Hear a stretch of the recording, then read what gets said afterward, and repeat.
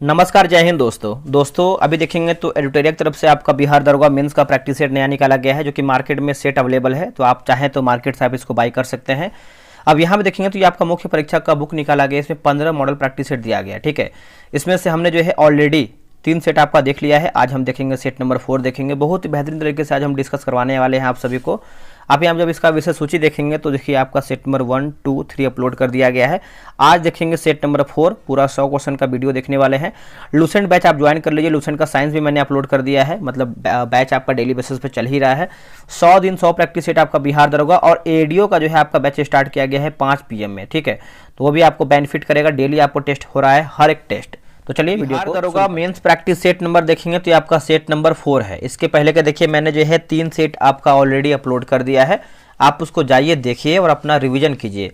और इस वीडियो का जो यानी इस प्रैक्टिस सेट की अगर हम बात करते हैं जो कट ऑफ होने वाला है 70+ जिसका भी सही हो रहा है उसकी तैयारी बहुत बेहतर मानी जाएगी बिहार दरोगा मेंस के लिए। और सुबह मैंने अपलोड किया था लूसेंट का पूरा हिस्ट्री का मैंने मास्टर वीडियो अपलोड किया है। करीबन 5 घंटे का वो वीडियो है। अगर आप उसको देख लेते हैं तो आपका हिस्ट्री का जितना भी क्वेश्चन है पूरा क्लियर हो जाएगा और जो भी क्वेश्चन आपका एग्जाम में वहीं से आपको देखने को मिल सकता है। तो पूरा वीडियो को देखिएगा। करीबन उसमें जो है आपका आई थिंक 1500 क्वेश्चन से 1700 क्वेश्चन होगा। उसमें 1700 क्वेश्चन जो है 1700+ ही क्वेश्चन उसमें आपका होगा। ठीक है, तो चलिए पहला प्रश्न हमारा है। यहाँ देखिए ईंधन गैस है और आपका मुख्य घटक दिया गया है। ईंधन गैस और मुख्य घटक, जैसे यहाँ पे देखेंगे तो CNG लिखा गया है। CNG तो ये आपको हो जाएगा मीथेन और इथेन हाइड्रोजन हो जाएगा।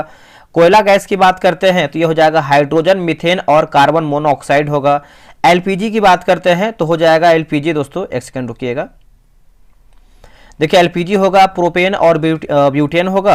जल गैस की बात करते हैं कार्बन मोनोऑक्साइड और हाइड्रोजन हो जाएगा। तो इसका आंसर देखिए इसे देखेंगे तो आपका 3, 4, 2, 1 3, 4, 2, 1 ऑप्शन नंबर जो है C में दिया गया है। 3, 4, 2, 1।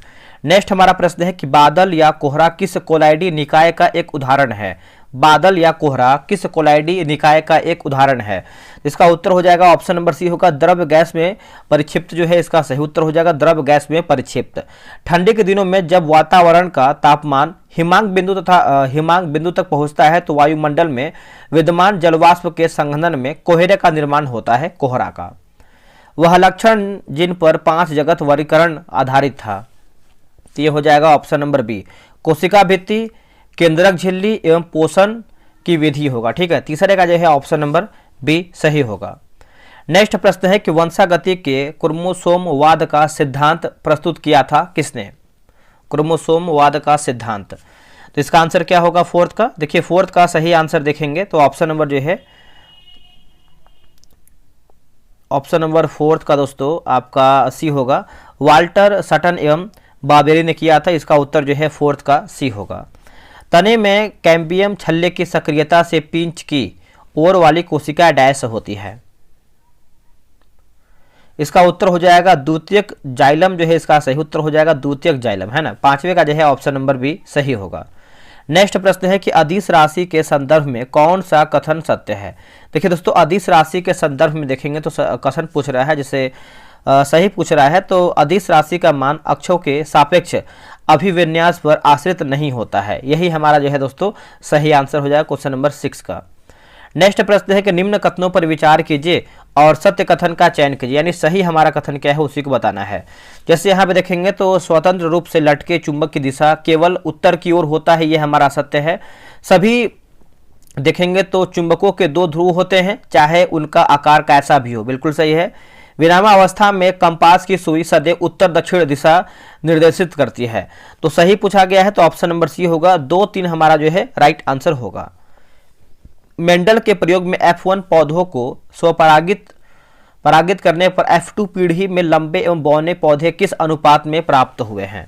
तो किस पौधे मतलब बौने पौधे किस अनुपात में प्राप्त हुए हैं, तो जैसे देखेंगे तो 3 और 1 के अनुपात में प्राप्त हुए हैं। ऑप्शन नंबर जो है B होगा 3, 1। हरित गृह प्रभाव के बारे में कौन सा कथन सही नहीं है। दोस्तों हरित गृह के प्रभाव के बारे में पूछ रहा है। जैसे देखेंगे तो हरित गृह गैसों का ज़्यादा उत्सर्जन एक प्राकृतिक प्रक्रम है, ये हमारा देखेंगे तो असत्य हो जाएगा। बाकी पृथ्वी पर जीवन हरित गृह प्रभाव के कारण ही संभव है, सही है। हरित गृह प्रभाव एक प्राकृतिक प्रक्रम है जो पृथ्वी के तापमान को बनाए रखता है। हरित गृह गैस का वायुमंडल में ज्यादा उत्सर्जन पृथ्वी के तापमान को बढ़ा देता है। ठीक है, तो ये सब देखेंगे तो हमारा सी मतलब गलत हो जाएगा, बाकी सब सही है। लिखा गया है कि यहाँ पे देखेंगे तो IO4 में I की ऑक्सीकरण संख्या क्या है, तो ऑप्शन नंबर जो है बी +7 जो है सही उत्तर हो जाएगा, +7। XeOF4 निम्न में से कौन सी ज्यामितीय दर्शाता है, ज्यामितीय दर्शाता है, तो ये हो जाएगा वर्ग पिरामिडी जो है इसका सही उत्तर हो जाएगा, वर्ग पिरामिडी है ना, ऑप्शन नंबर बी होगा वर्ग पिरामिडी। निम्न में से कौन सा कथन मेंढक के रक्त परिसंचरण तंत्र के लिए सही है, इसका उत्तर देखेंगे तो क्वेश्चन नंबर 12 का सही आंसर क्या होगा। देखिए 12 का राइट आंसर जो है ऑप्शन नंबर बी होगा, हृदय में 3 कोष 2 आलिंद तथा 1 निलय होता है। ठीक है, तो ऑप्शन नंबर बी होगा, हृदय में 3 कोष 2 आलिंद तथा 1 निलय होता है। आगे हमारा प्रश्न है क्वेश्चन नंबर 13, जिससे यहाँ पे देखेंगे तो सूची 1 को सूची 2 में मिलान करके बताना है क्वेश्चन नंबर 13 का। चलिए मिलाते हैं इसको सही तरीके से। जैसे यहाँ पे देखेंगे तो हाइड्रोक्लोरिक अम्ल की बात करते हैं तो जीवाणुओं का विन्यास होगा, उसके बाद श्लेष्मस की बात करते हैं तो ये हो जाएगा आमाशय के आंतरिक स्तर को सुरक्षा। जठर रस की बात करते हैं तो हो जाएगा प्रोटीन का विघटन, और पित्त रस की बात करते हैं तो वसा पाचन में उपयोगी होगा। तो इसका ऑप्शन जो है जो 13 का देखेंगे तो बी हो जाएगा 2 4 1 3, 2 4 1 3। जब सोडियम फ्लोरीन के साथ अभिक्रिया करता है डैश, जब सोडियम फ्लोरीन के साथ अभिक्रिया करता है तब, तो यहाँ पे देखेंगे तो हो जाएगा निर्मित होने वाला यौगिक पिघली हुई अवस्था में विद्युत का एक सुचालक होता है। ठीक है, इसका आंसर जो है 14 का डी राइट होगा। नर प्रजनन तंत्र के विषय में कौन सा विकल्प सही है, दोस्तों नर प्रजनन तंत्र के बारे में देखेंगे तो हो जाएगा प्रोस्टेट ग्रंथि, टेस्टोस्टेरोन और शुक्राणु। ठीक है, तो इसका आंसर जो है 15 का ए सही होगा। एक इलेक्ट्रॉन एक प्रोटीन की डी ब्रोगली तरंगदैर्ध्य समान है, किसका वेग अधिक होता है। दोस्तों देखिए किसका वेग अधिक होता है, ये आपका प्रश्न पूछ रहा है 16 का, तो इसका आंसर जो है ऑप्शन नंबर ए होगा, इलेक्ट्रॉन का जो है अधिक होता है। ए जो है इसका सही उत्तर हो जाएगा, इलेक्ट्रॉन का अधिक होता है। शक्ति गुणांक का संख्यात्मक मान क्या होता है, देखिए शक्ति गुणांक का संख्यात्मक मान की बात करते हैं तो इसमें आंसर जो है आपका ऑप्शन नंबर दोस्तों 0 से 1 के बीच में होता है ना, इसका उत्तर हो जाएगा बी 0 से 1 के बीच में होता है। नेक्स्ट हमारा प्रश्न है, निम्नलिखित में से कौन सा विकल्प निम्नलिखित कथनों का सत्यता का सबसे अच्छा वर्णन करता है, सत्यता का। ठीक है, तो इसमें देखेंगे तो हो जाएगा जैसे ऑप्शन नंबर यहाँ पे देखिए, जैसे माइक्रोसॉफ्ट पावर पॉइंट स्लाइड का ओरिएंटेशन पोर्ट्रेट के रूप में नहीं किया जा सकता है, ये देखेंगे तो आपको जो है एक सेकेंड, ये हमारा जो है असत्य हो जाएगा। पृष्ठ संख्या माइक्रोसॉफ्ट पावर पॉइंट प्रस्तुतिकरण स्लाइड के ऊपरी भाग में जो है डाले जा सकती है, ये हमारा जो है सही है, तो ऑप्शन नंबर सी होगा, ए गलत है, दूसरा हमारा सही है। आगे बढ़ते हैं, देखिए पेयजल में फ्लोराइड की है ना, फ्लोराइड की मात्रा अधिक होने के कारण जो है किससे संबंधित रोग होता है पेयजल में। देखिए इसका आंसर देखेंगे तो ऑप्शन नंबर ए होगा, हड्डी से संबंधित बोल सकते हैं रोग होता है, ऑप्शन नंबर ए हो जाएगा हड्डी से संबंधित। नेक्स्ट प्रश्न है कि ट्राइबेसिक एसिड डैश होता है, ट्राइबेसिक एसिड जो है दोस्तों डैश होता है, तो फास्फोरिक अम्ल होगा, क्या होगा फास्फोरिक अम्ल जो है इसका सही होगा, 20 का ऑप्शन नंबर सी होगा फास्फोरिक अम्ल। वर्ष 1990 में अंतर्राष्ट्रीय परिषद का प्रतिष्ठान किस आयोग की प्रस्तुति माफ कीजिएगा संस्तुति पर जो है किया गया था, संस्तुति पर दोस्तों किया गया था, तो ये हो जाएगा सरकारिय आयोग जो है इसका सही उत्तर हो जाएगा, ऑप्शन नंबर बी हो जाएगा सरकारिय आयोग। ठीक है, तो आप इसको याद रखिएगा, भूलिएगा नहीं, कहीं कहीं हल्का फुल्का ब्लर है जो कि आप सब लोग को मैनेज करना ही पड़ेगा। राज्य विधानमंडल में विधान परिषद के उपबंध के संबंध में निम्नलिखित में से कौन सा कथन सही नहीं, यानी हमारा क्या गलत आंसर है, तो ठीक है पढ़ते हैं। देखिए यहाँ पे देखेंगे तो क्वेश्चन नंबर 22 नंबर है, जैसे पहला है कि बिहार एवं तेलंगाना राज्य में विधान परिषद है, बिल्कुल सही है। किसी राज्य के विधान परिषद में सदस्यों की कुल संख्या विधानसभा में सदस्यों की कुल संख्या के 1/3 से अधिक नहीं होगा, यह भी देखिए आपका सही है। कुल सदस्यों का 12 अंश स्थानीय निकायों और सत्ताओं से मिलकर बने निर्वाचक मंडलों द्वारा जो है निर्वाचित होता है, यह हमारा असत्य है।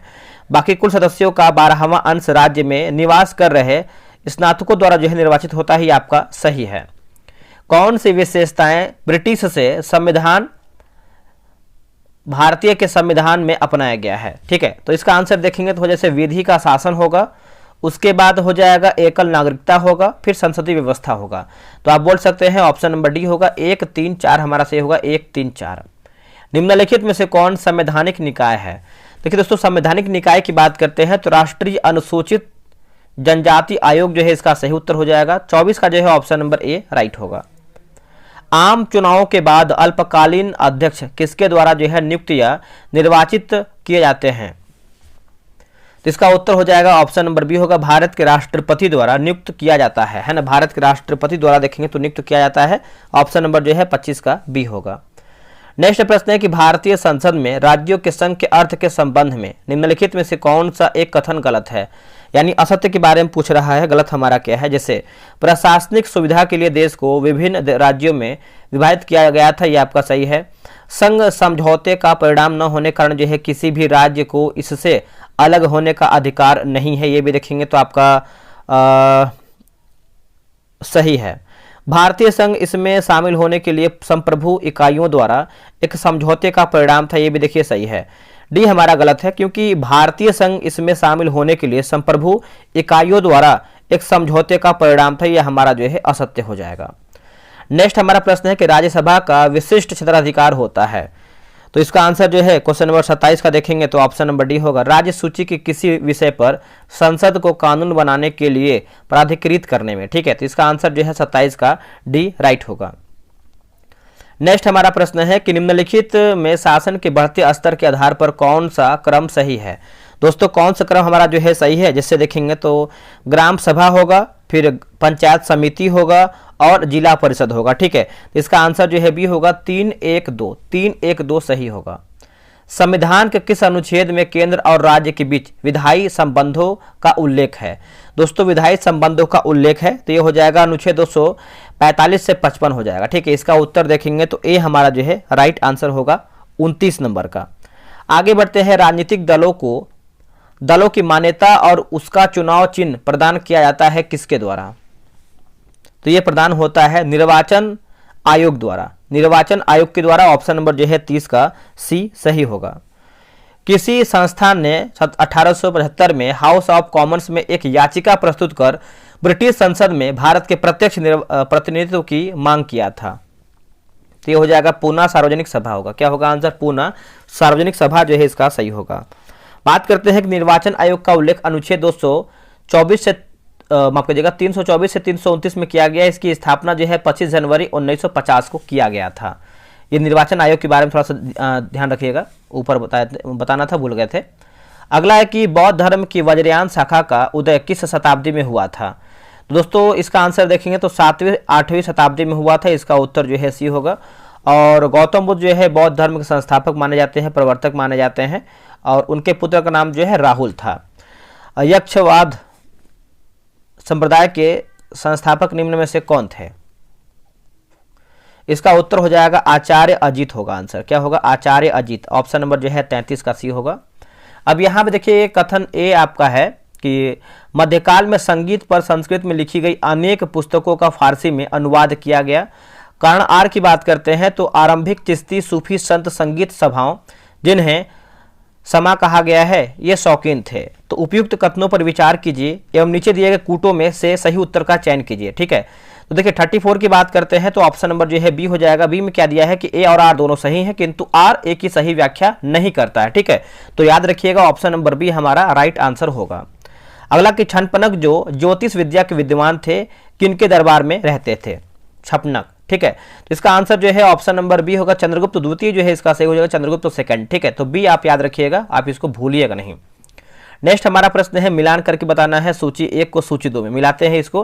देखिए जब भी मिलान करने का प्रश्न आता है वीडियो खुद से रिकॉर्ड कीजिए, कहीं भी आप वीडियो देखिए, कहीं भी कुछ भी कीजिए, लेकिन खुद से एक बार मिला लेंगे ना, उसके बाद फिर वीडियो देखेंगे तो आपको वो चीज़ याद हो जाएगा लंबे समय तक। जैसे अगर हम आदिल शाही की बात करते हैं तो ये हो जाएगा दोस्तों, आदिल शाही का हो जाएगा बीजापुर होगा। बरित शाही की बात करते हैं तो हो जाएगा बीदर। इमाद शाही की बात करते हैं तो बरार होगा। और निजाम शाही की बात करते हैं तो अहमदनगर। और कुतुब शाही की बात करते हैं तो ये हो जाएगा गोलकुंडा। ठीक है, तो इसका आंसर जो है आपका डी हो जाएगा। डी में क्या दिया गया है? आपका दिया गया है 4-3, एक सेकेंड रुकिएगा, 4 में डी में दिया गया है 4-3-2-1-5, 4-3-2-1-5 होगा। सन 1773 के रेगुलेटिंग एक्ट के द्वारा बंगाल के गवर्नरों को बंगाल का गवर्नर जनरल जो है पद नाम दिया गया था एवं उसकी सहायता के लिए कार्यकारी परिषद में कुल कितने सदस्य होते थे और उनका कार्यकाल कितना होता था। देखिए उनका कार्यकाल की बात करते हैं 4 सदस्य और 4 वर्ष होता था। ठीक है, इसका आंसर जो है 37 का सी सही उत्तर हो जाएगा। नेक्स्ट हमारा प्रश्न है कि लॉर्ड वेलेजली द्वारा प्रस्तावित सहायक संधि के संदर्भ में कौन सा कथन सत्य नहीं, यानी हमारा कौन सा कथन जो है गलत दिया गया। ठीक है, गलत के बारे में पूछ रहा है। जैसे मित्र राज्य को अन्य शासकों से समझौते करने के लिए ब्रिटिश सत्ता की अनुमति चाहिए थी, बिल्कुल सही है। मित्र राज्य को अपने राज्य क्षेत्र में ब्रिटिश सशस्त्र सैन्य दल तैयार करना होता था, ये भी देखिए सही है। मित्र राज्य को तैनात सैन्य बल यानी सैन्य दल ब्रिटिश सरकार हेतु संसाधन उपलब्ध कराना था, यह भी देखिए सही है। डी हमारा गलत है कि मित्र राज्य अपने आंतरिक एवं बाह्य आक्रमण हेतु संरक्षण के लिए जो है खुद जिम्मेदार था, यह हमारा असत्य हो जाएगा। मुगल काल में बंदरगाहों के प्रशासन की देखरेख निम्न में से कौन करता था। ठीक है दोस्तों, कौन करता था तो ये हो जाएगा मुस्दी जो है हो जाएगा मुस्दी, है ना। ऑप्शन नंबर जो है ए सही होगा। और गिर ए बहर की बात करते हैं तो जल सेना का प्रधान होता था। उसके बाद गिर ए बर की बात करते हैं, मीर ए बर, है ना। मीर ए बर जो है वन विभाग से संबंधित हो जाएगा। वाकिया नवीस की बात करते हैं तो समाचार लेखक होगा। अगला है कि कार्लाइल सर्कुलर का संबंध निम्न में से किस आंदोलन से था। ठीक है, तो इसका आंसर जो है हो जाएगा स्वदेशी आंदोलन जो है इसका सही उत्तर हो जाएगा, स्वदेशी आंदोलन। अगला कि भारत छोड़ो आंदोलन के संदर्भ में कौन सा कथन सत्य यानी सही हमारा क्या है। देखिए सही के बारे में पूछ रहा है तो ऑप्शन नंबर डी होगा। जैसे यह सामान्य ग्रामीणों, उद्योगपतियों, पुलिस एवं सरकारी अधिकारियों का विद्रोह था, जो कि यहाँ पे विद्रोह लिखा गया है, टाइप एरर है। ठीक है, उसके बाद इसमें हिंसा का अभूतपूर्व प्रयोग हुआ है, बिल्कुल सही है। इसमें सरकार द्वारा जो है प्रचंड दमन हेतु कार्यवाही की गई थी, तीनों हमारा कथन जो है सही होगा। अंतरिम सरकार के गठन के बाद मुस्लिम लीग के कितने सदस्य सरकार में शामिल किए गए थे। तो सरकार में देखेंगे तो 5 हो जाएगा, इसका उत्तर जो है 42 का सी हो जाएगा 5। 2 सितंबर 1946 को गठित अंतरिम मंत्रिमंडल में मुस्लिम लीग शामिल नहीं था। आगे बढ़ते हैं। अगला हमारा है कि भारतीय रुपये को चालू खाते में पूर्ण परिवर्तनीय कब जो है बनाया गया, बताइए। तो इसका आंसर देखेंगे 43 का, तो सही उत्तर हो जाएगा 1994 जो है इसका सही हो जाएगा 1994। ठीक है, 43 का जो है बी सही होगा। विश्व निवेश रिपोर्ट किस संस्था द्वारा देखेंगे तो जारी की जाती है, विश्व रिपोर्ट, है ना, निवेश रिपोर्ट। तो ये हो जाएगा ऑप्शन नंबर डी, संयुक्त राष्ट्र व्यापार और विकास सम्मेलन हो जाएगा। ठीक है, इसका उत्तर जो है 44 का डी सही हो जाएगा। आगे बढ़ते हैं। कृषि एवं ग्रामीण विकास कार्यक्रमों की सभी प्रकार की साख आवश्यकताओं की पूर्ति करने वाली एकमात्र संस्था कौन सी थी। देखिए एकमात्र संस्था की बात कर लेते हैं तो ये आपका नाबार्ड हो जाएगा दोस्तों। ठीक है, 45 का देखेंगे तो ऑप्शन नंबर ए हो जाएगा नाबार्ड। और जो इसकी स्थापना है 12 जुलाई को हुआ था, 1982 को हुआ था। निम्न में से कौन सी समिति सार्वजनिक वितरण प्रणाली से संबंधित था। तो ये हो जाएगा वेणुगोपाल समिति होगा। ठीक है, इसका उत्तर हो जाएगा सी, वेणुगोपाल समिति। अगला कि संतुलित विकास का सिद्धांत निम्न में से किसने दिया था। संतुलित विकास का जो सिद्धांत है इनमें से किसने दिया था तो रेगनर नक्स होगा। क्या होगा, Ragnar nux, option number A. निम्न में से कौन प्रत्यक्ष कर का एक उदाहरण नहीं है। इनमें से कौन प्रत्यक्ष कर का एक उदाहरण नहीं है तो ऑप्शन नंबर जो है ए होगा, बिक्री कर जो है इसका सही उत्तर हो जाएगा, ये आपका नहीं है। ठीक है, और बाकी अगर हम बात करते हैं निगम कर है, अप्रत्यक्ष सॉरी यहाँ पे पूछा क्या गया है, प्रत्यक्ष कर है ना, तो ये आपको हो जाएगा अप्रत्यक्ष होगा। ये आपका हो जाएगा निगम कर जो है आपका प्रत्यक्ष कर है। ठीक है, ये आपका प्रत्यक्ष कर है। व्यय कर की बात करते हैं, ये भी आपका प्रत्यक्ष कर है। लाभांश कर जो है ये भी आपका प्रत्यक्ष कर है। बाकी जो आपका दिया गया है जैसे बिक्री कर जो है आपका अप्रत्यक्ष कर है। एक मुंह दो बात मुहावरे का सही अर्थ निम्न में से कौन सा है। देखिए मुहावरे का सही अर्थ की बात करते हैं, अपनी बात से पलट जाना। ठीक है, इसका उत्तर जो है डी सही होगा। निम्न में से कौन सा शब्द जो है स्त्रीलिंग नहीं है, बताइए। इनमें से कौन सा शब्द है जो स्त्रीलिंग नहीं है। तो पहिया देखेंगे तो स्त्रीलिंग नहीं बल्कि ये पुरुष हो जाएगा, है ना, पुल्लिंग बोल सकते हैं। बाकी पूर्णिमा, लिखावट और ये जो मझधार दिया गया है सब आपका जो है स्त्रीलिंग में आता है। बच्चा अखबार पढ़ रहा है, यह किस प्रकार का वाक्य है। यह हो जाएगा सकर्मक हो जाएगा। ठीक है, उत्तर हो जाएगा ए सकर्मक। य र ल व स व्यंजनों को क्या कहते हैं। तो आप सभी को पता है इसको हम क्या कहते हैं मेरे भाई, इसको जो है अंतस्थ व्यंजन कहते हैं। इसका उत्तर हो जाएगा सी, अंतस्थ व्यंजन बोलते हैं। हिंदी वर्णमाला में स्वरों की कुल संख्या कितनी है? देखिए हिंदी वर्णमाला में देखेंगे स्वरों की जो संख्या है कुल 11 हो जाएगा, ठीक है। इसका आंसर जो है बी हो जाएगा। तो अगला है कट द चेस आइडियम्स का सही अर्थ क्या होगा? तो इसका आंसर जो है मुद्दे पर आना, ठीक है। 54 का जो है डी हो जाएगा, मुद्दे पर आना। 8वें वेतन आयोग द्वारा अपना रिपोर्ट कितने माह में प्रस्तुत किया जाएगा?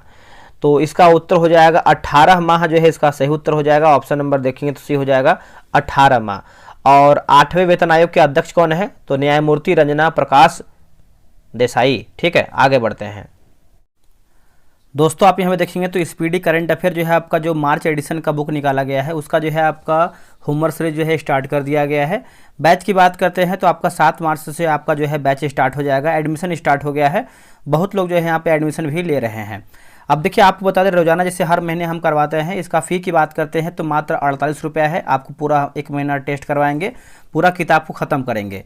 अगर हम इसकी विशेषता की बात करते हैं कैसे क्या इसका विशेषता है, तो आप जब यहाँ पे विशेषता पढ़ेंगे जिससे जो आपका मुख्य आकर्षण है, डेली आपको रोजाना 4 पेज देंगे पढ़ने के लिए, ठीक है। 4 पेज देंगे आपको पढ़ने के लिए और 100 MCQ डेली हम टेस्ट कराएंगे उसी 4 पेज में से। टेलीग्राम पे आपका जो है टेस्ट होगा, जो टेलीग्राम पे डेली आपका 3 PM में टेस्ट होगा। टेस्ट के टाइमिंग भी आपको बता देते हैं, 3 PM में आपको जो है टेस्ट का टाइमिंग होने वाला है। रैंक लिस्ट मिलेगा टेस्ट का आपको, जो हम पढ़ने के लिए देंगे होमवर्क उसी में से आपको टेस्ट करवाएंगे। और हज़ारों में जो है लोग टेस्ट बनाते हैं तो उसमें आपको रैंक लिस्ट मिलता है। 100 क्वेश्चन का जो हम करवाएंगे उसका आपको जो है PDF देंगे, एक आपका जो है आंसर हाईलाइट PDF भी देंगे, ठीक है। तो आप यहाँ पे देख सकते हैं QR दिया गया है, इस QR पे आपको पेमेंट करना है, ठीक है। आप इस QR पेमेंट कीजिएगा और इसी QR पे ही आपका पेमेंट होगा, मात्र 48 रुपया है। जब पेमेंट कर लीजिएगा तो यहाँ पे लिखा है पेमेंट QR पे ही करना है। पेमेंट का जो स्लिप है आपको इस नंबर व्हाट्सएप पे कर देना है और 24 घंटे मेरे भाई वेट कीजिएगा। आप लोग करते क्या है कि पेमेंट करने के बाद आप तुरंत कॉल करते हैं, समय दीजिए, 24 घंटे के अंदर आपको ऐड कर देंगे ग्रुप में। और बहुत अधिक लोग पेमेंट करते थोड़ा टाइम लग जाता है। जो टेस्ट का टाइमिंग है आपका जो है 3 PM में आपका टेस्ट होगा रोजाना, संडे को ऑफ नहीं रहता है, डेली आपका टेस्ट होगा और 26 दिन में जो है पूरा किताब को हम खत्म कर देंगे। अब हम बात करते हैं लूसेंट के बारे में। देखिए दोस्तों, लूसेंट सामान्य ज्ञान तो हम स्टार्ट किए हुए ही है, लेकिन यहाँ पे देखिए साइंस का हमने जो है लूसेंट स्टार्ट कर दिया है बैच। बहुत अधिक इसमें हमको रिस्पांस मिला है खुद, क्योंकि बहुत अधिक मात्रा में यहाँ पे लोग ज्वाइन किए हैं। क्योंकि देखिए लूसेंट सामान्य ज्ञान लोग पढ़ते हैं, लेकिन जो लूसेंट साइंस से वो कहीं ना कहीं छूट जाता है। उसको बेहतर करने के लिए देखेंगे तो हमने जो यहाँ पे 9 फरवरी से ही बैच स्टार्ट कर दिया गया है। तो आप लोग बोलेंगे सर ये तो 9 फरवरी की स्टार्ट हो गया, मेरा बहुत सारा छूट गया है। निश्चिंत रहिए, सारा चीज़ आपको मिल जाएगा, बस आप इस किताब को अच्छे तरीके से कवर कर लीजिए मेरे साथ। 50 दिन में ये हम जो है किताब खत्म कर देंगे। टेस्ट का टाइमिंग जो है 9 PM में होने वाला है। मात्र 1 टाइम पेमेंट करना है, कितना 99। जिस तरीके से बैच है उसी के अनुसार पैसा रखा गया है। रोजाना आपको देखिए 5 पेज देंगे पढ़ने के लिए, आप यहाँ पे देख सकते हैं, ठीक है। और उसी 5 पेज में से आपको जो है 100 क्वेश्चन का टेस्ट करवाएंगे। टेस्ट आपका क्विज बोर्ड से होगा, रैंक लिस्ट मिलेगा, 100 क्वेश्चन का PDF मिलेगा और आपको आंसर हाईलाइट मिलेगा, ठीक है। तो आप देखेंगे तो यहाँ पर भी QR लिखा दिया गया है, सेम जो स्पीडी का QR है वही सेम यहाँ पर भी QR लगा है। पेमेंट करने के बाद आप इस नंबर पे व्हाट्सअप कर दीजिएगा पेमेंट के लिए, आपको जो है ग्रुप में 24 घंटा के अंदर जो है आपको ग्रुप का लिंक मिल जाएगा। अब हम बात करते हैं सामान्य ज्ञान। ये देखिए आपका सामान्य ज्ञान है लूसेंट सिलेक्शन बैच, ये आपका तीसरा बैच है, लूसेंट का तीसरा बैच है। इसके पहले 2 बैच आपका खत्म भी हो चुका है। 27 जनवरी से आपका बैच स्टार्ट हो गया है। जियोग्राफी इंड होने वाला है, हिस्ट्री आपका खत्म हो गया है। कोई दिक्कत नहीं है, सारा PDF आपको मिल जाएगा, वो मेरी गारंटी है। टेस्ट का जो टाइमिंग है 7 PM में होने वाला है। किताब देख सकते हैं बगल में आपका किताब लगा हुआ है, सेम वही प्रोसेस है। आपको डेली 5 पेज देंगे पढ़ने के लिए, इस किताब से 100 क्वेश्चन का टेस्ट करवाएंगे। क्वेश्चन का लेवल आप एक बार टेलीग्राम पे जाइए, डिस्क्रिप्शन में आपको मेरे टेलीग्राम का लिंक मिलेगा, वहाँ पे आपको टेलीग्राम पे PDF मिलेगा, तो एक बार टेलीग्राम को ज्वाइन कर लीजिए। टेलीग्राम पे आपको टेस्ट होगा, फुल PDF आपको देंगे, आंसर हाईलाइट PDF देंगे। और ये जो है आपका संडे को टेस्ट ऑफ रहता है।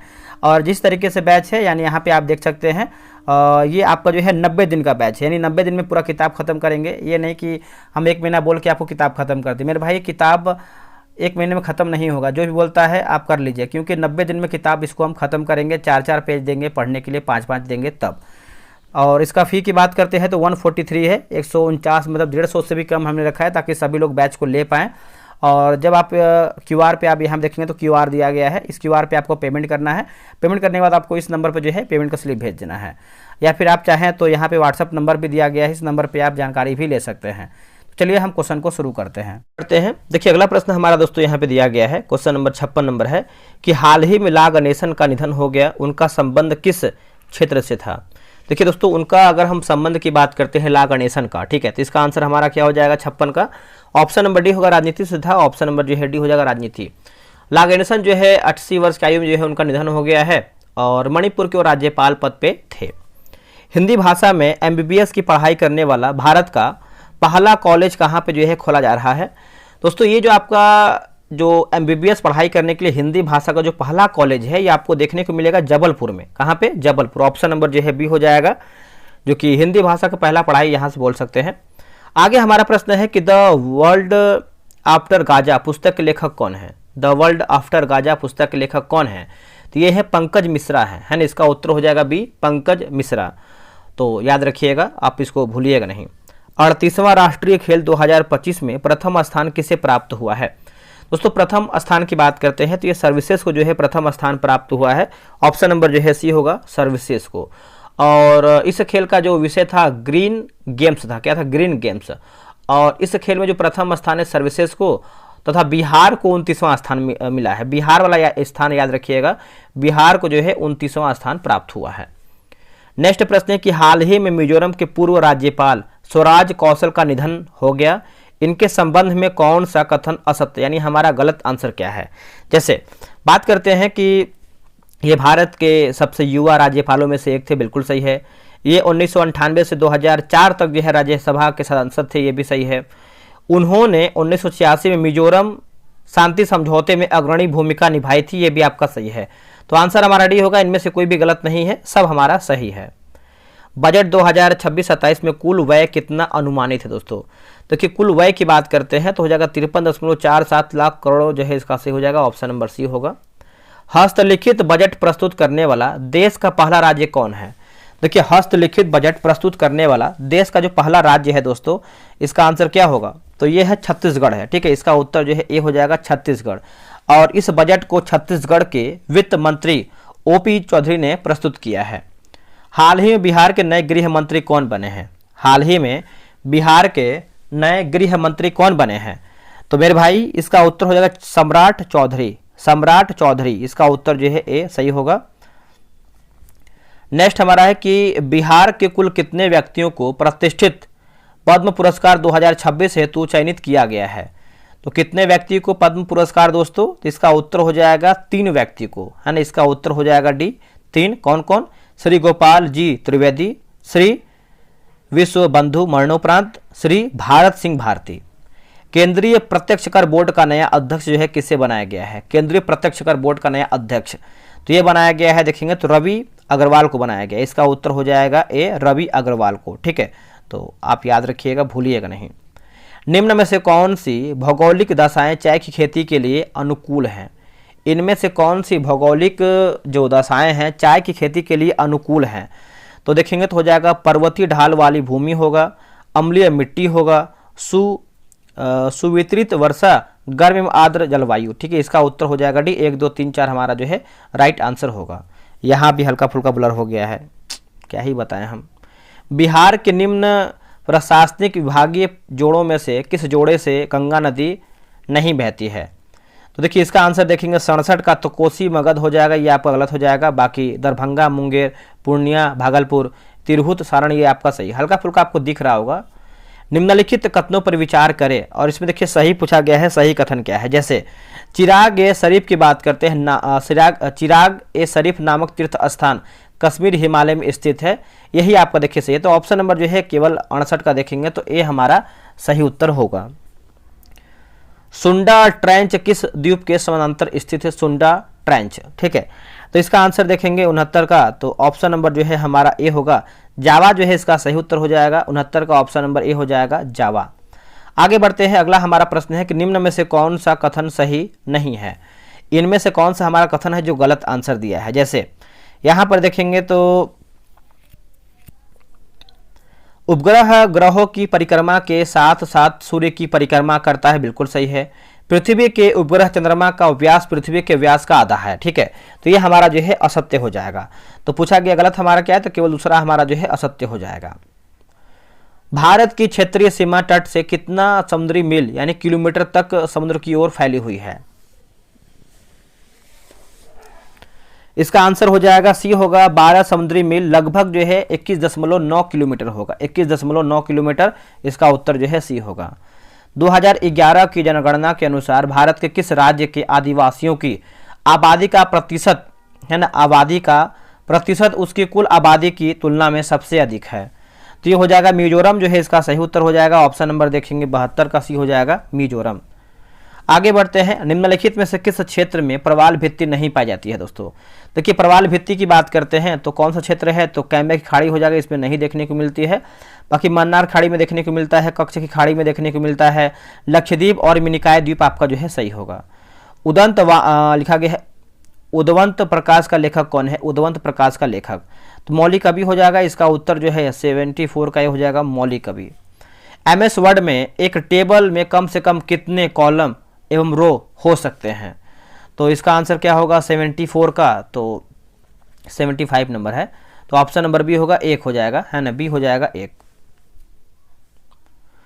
जलोढ़ मृदा के संदर्भ में नीचे दिए गए कथनों पर विचार कीजिए। देखिए आप लोग मैनेज कीजिएगा, बस एक ही पेज में दिक्कत हुआ है, एक शुरुआत में हल्का फुल्का हुआ था, ठीक है।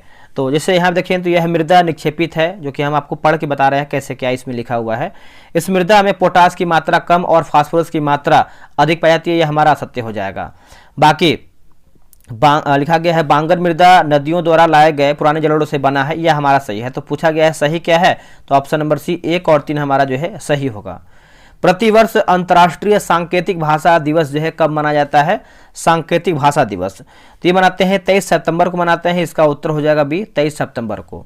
निम्नलिखित में से कौन सा एक वायु प्रदूषण का जैव सूचक है? वायु प्रदूषण का दोस्तों जैव सूचक है, तो ये हो जाएगा लाइकेन जो है इसका सही उत्तर हो जाएगा। ऑप्शन नंबर जो है 78 का सी होगा लाइकेन। लाइकेन कवक एवं शैवालों के मिलने से बनता है। अगला है प्लास्टिक उत्पाद के बैग पर प्रतिबंध लगाने वाला विश्व का पहला देश कौन सा है? दोस्तों विश्व का जो पहला देश है ये देखेंगे तो हो जाएगा न्यूजीलैंड जो है इसका सही उत्तर हो जाएगा। ऑप्शन नंबर बी होगा न्यूजीलैंड, ठीक है, तो आप याद रखिएगा। निम्नलिखित कथनों पर विचार कीजिए, जैसे उपयुक्त में से कौन पवन के कार्य व उनसे निर्मित स्थल रूपों के संबंध में सही नहीं है? ठीक है, जैसे सही नहीं है पूछा गया है तो पर्वतों के पाद पर मलबे रहित अथवा मंद ढाल वाले चट्टानों तल को पेडिमेंट कहा जाता है, यह हमारा सही है। मरुस्थलीय प्रदेशों में एक उच्च धरातल की आकृति विहीन रूप में परिवर्तित मैदान को पेडिप्लेन या पदस्थली कहते हैं। ये देखिए आपका दोस्तों 80 का देखेंगे तो सही हो जाएगा। पवनों के निरीक्षणात्मक कार्य के अपवाहन गर्त तथा गुहा का निर्माण होता है, ये हमारा सत्य है। तो पूछा गया है कि सही नहीं है, तो ऑप्शन नंबर 1 केवल 3 हमारा जो है गलत आंसर होगा। एन्नोर बंदरगाह कहाँ पर स्थित? दोस्तों देखिए एन्नोर बंदरगाह की बात करते हैं तो ये आपको देखने को मिलता है तमिलनाडु में, ठीक है, इसका उत्तर हो जाएगा बी तमिलनाडु। अरेबिका रोबस्टा किसकी किस्म है? अरेबिका रोबस्टा जो है किसकी एक किस्म है? तो इसका आंसर जो है ए होगा, क्वेश्चन नंबर 82 नंबर है ना, तो बी होगा कपास जो है इसका सही उत्तर हो जाएगा कपास। निम्न में से बिहार के किस जिले में आर्द्र पर्णपाती वन नहीं पाए जाते हैं? आर्द्र पर्णपाती वन तो ये हो जाएगा बांका जो है इसका सही उत्तर हो जाएगा, बांका में नहीं, बाकी किशनगंज पश्चिमी चंपारण जो है आपका सही है। अगला है कि ग्रेट विक्टोरिया मरुस्थल कहाँ पर स्थित है? दोस्तों ग्रेट विक्टोरिया की बात करते हैं तो ये आपको ऑस्ट्रेलिया में देखने को मिलता है, इसका उत्तर हो जाएगा डी। यह ऑस्ट्रेलिया का सबसे बड़ा रेगिस्तान माना जाता है, ये भी याद रखिएगा। विश्व के संबंध में दिए गए कथनों पर विचार कीजिए और सही बताइए। जैसे यहाँ पे देखेंगे तो इस स्थिति में पृथ्वी पर दिन और रात दोनों बराबर होते हैं, सही है। उसके बाद इस अवस्था में सूर्य की किरणें विषुवत स्तर पर जो है लंबवत होती है, ये भी आपका सही है। बाकी इसमें ध्रुव का झुकाव सूर्य की ओर होता है, ये हमारा सत्य हो जाएगा। पूछा गया है सही क्या है, तो ऑप्शन नंबर जो है सी 1 और 2 हमारा जो है राइट आंसर होगा। इसके बाद आपका मैथ्स वगैरह है तो इसका आंसर आप बता देते हैं, आप चाहें तो ग्रुप ज्वाइन करके बना सकते हैं, जो कि डेली 12 बजे आपका टेस्ट होता है। 87 की बात करते हैं तो 87 का जो है बी हो जाएगा। 88 की बात करते हैं तो 88 का हो जाएगा ऑप्शन नंबर ए। 89 का आंसर देख लेते हैं, 89 का हो जाएगा ऑप्शन नंबर ए। 90 का हो जाएगा ऑप्शन नंबर सी। 91 का हो जाएगा ऑप्शन नंबर बी और 92 का हो जाएगा ऑप्शन नंबर ए। 93 का हो जाएगा ऑप्शन नंबर बी। 94 की बात करते हैं तो ऑप्शन नंबर बी हो जाएगा। 95 की बात करते हैं मेरे भाई, 95 का हो जाएगा ऑप्शन नंबर ए। 96 का हो जाएगा ऑप्शन नंबर बी। 97 का हो जाएगा ऑप्शन नंबर डी। आते हैं 98 नंबर पे, 98 का हो जाएगा ऑप्शन नंबर सी। 99 का हो जाएगा ऑप्शन नंबर सी। 100 आखिरी प्रश्न है, इसका आंसर हो जाएगा ऑप्शन नंबर सी। 100 प्रश्न मैंने समाप्त कर दिया है। इसके बाद देखिए डिस्कशन वगैरह बहुत तगड़े तरीके से दिया गया है, आपके एग्जाम में बहुत हेल्प करेगा। तो आप सब लोग को 100 दिन 100 प्रैक्टिस सेट ज्वाइन कर लीजिए, आपके एग्जाम तक बहुत सही हम करवा देंगे प्रैक्टिस सेट। चलिए आज के लिए इतना ही, जय हिंद।